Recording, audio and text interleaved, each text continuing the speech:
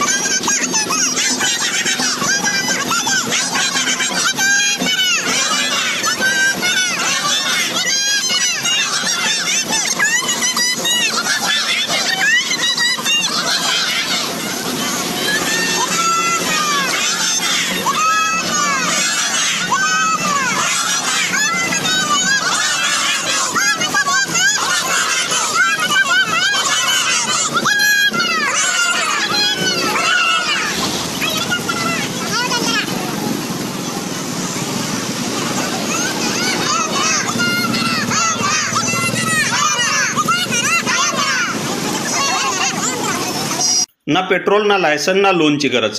गणेशोत्सवानिमित्त घेऊन जा फक्त 40,000 रुपयात। अरे रे, काय ही परिस्थिती। हे आहेत शासनाच्या आरोग्य सेवेतील कंत्राटी कर्मचारी, ज्यांनी आपल्या जीवाची बाजी लावून कोरोनाच्या काळात आरोग्य सेवा दिली। त्यावेळी शासनाला कर्मचारी कमी पडले। आजही अनेक पदे आवश्यक गुणवत्ता नसल्यामुळे किंवा गुणवत्ताधारक शासकीय नोकरी नाकारतात, त्यामुळे रिक्त आहेत। आणि अशा परिस्थितीमध्ये या कंत्राटी कर्मचाऱ्यांवर हलगी वाजवण्याची वेळ शासनाने आणली आहे। शासनाने 3-4 वर्षांपूर्वी अध्यादेश काढून 15 ते 20 वर्ष ज्यांची कंत्राटी सेवा झाली आहे त्यांना कायमस्वरूपी सेवेत सामावून घेण्याचे जाहीर केले आहे, परंतु अद्याप त्याची अंमलबजावणी झाली नाही। ती अंमलबजावणी करावी आणि कायमस्वरूपी शासन सेवेत रुजू करून घ्यावे, या प्रमुख मागणीसाठी जालना जिल्ह्यातील सुमारे 800 कर्मचारी काम बंद आंदोलन करीत आहेत। आज या आंदोलनाचा 15वा दिवस आहे। या आंदोलकांनी आतापर्यंत हलगी वाजवली, घोषणाबाजी केली, थाळीनाद केला, मोर्चा काढला। एवढेच नव्हे तर आता आरोग्य सेवा देखील कोलमडली आहे, परंतु शासनाला याचे गांभीर्य नाही। शासकीय रुग्णालयामध्ये प्राथमिक आरोग्य केंद्रावर याचा परिणाम देखील झाला आहे। रुग्णांना उपचार मिळत नाहीत असे असताना देखील वरिष्ठ अधिकारी मात्र पर्यायी व्यवस्था केली असल्याचे सांगत आहेत। पर्यायी व्यवस्थेवर किती दिवस ही आरोग्य सेवा चालणार आहे हे पाहण्यासाठी काही दिवस प्रतीक्षा करावी लागणार आहे, कारण अशी परिस्थिती आणखी आठवडाभर जर राहिली तर उद्रेक होण्याची शक्यता नाकारता येत नाही।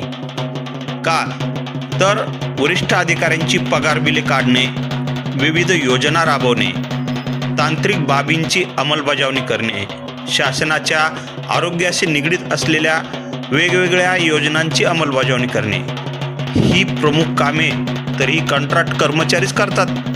हीच मंडळी ती कामे करतात आणि असे जर झाले नाही तर लवकरच आरोग्य यंत्रणा पूर्ण कोलमडली जाणार आहे।